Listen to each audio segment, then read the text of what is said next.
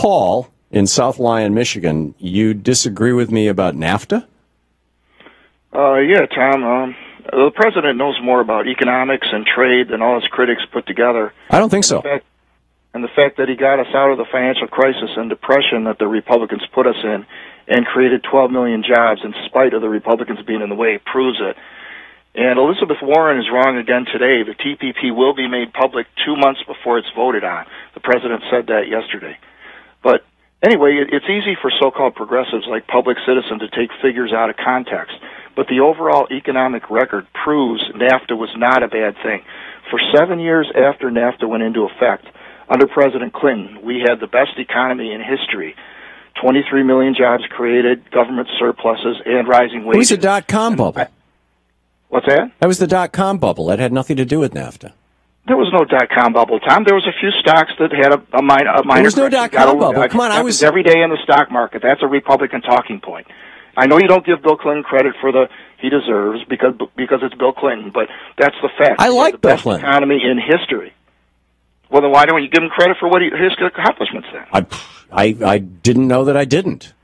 But this has nothing to do with that. These trade deals. 35 years of Reaganomics, and every time I point out, Bill Clinton reversed Reaganomics for 8 years, and we had the best economy in history, which proves you're correct. No, he didn't. You never acknowledge it at all. Yeah, because Reagan didn't reverse Reaganomics. Reagan slightly reversed Reaganomics in as much as he raised taxes on rich people by what, 3%? 5%? Right. Yeah, it was very small. You're right. He took the first step. But when your kids take the first step, do you say, "Hey, how come you're not running a marathon?" No, you say, "Good job, you took the first step." That's fine. You know, I mean. But where are you getting your information about NAFTA? Well, I believe it was a government website. I Googled it yesterday. And U.S. manufacturing actually rose 62% in the 13 years following NAFTA. And before NAFTA, it rose 42%. So, I mean, you can take figures to show anything, but you can't fake the actual economic record. We had the best economy in history for 7 years after NAFTA was passed, and it didn't get destroyed until Bush destroyed it with his trickle-down nonsense economics. Yeah. Okay, Paul, it sounds like we're not going to convince each other. But why? Yeah.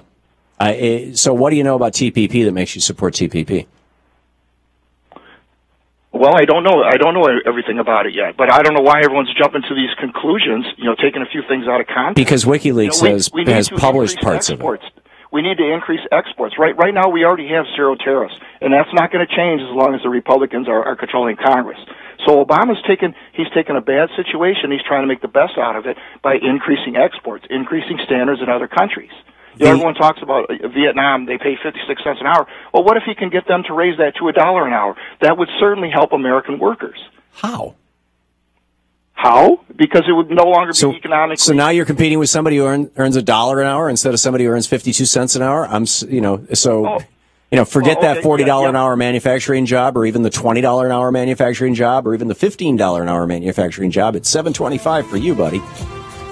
Well, yeah, but you have to figure transportation costs into that too, Tom. Yeah. Well, that's why. I mean, $7.25 is still 7 times more than $1 an hour. More than. Anyhow, Paul, thank you for the call. Thank you for the respectful call. I appreciate it. We'll do that.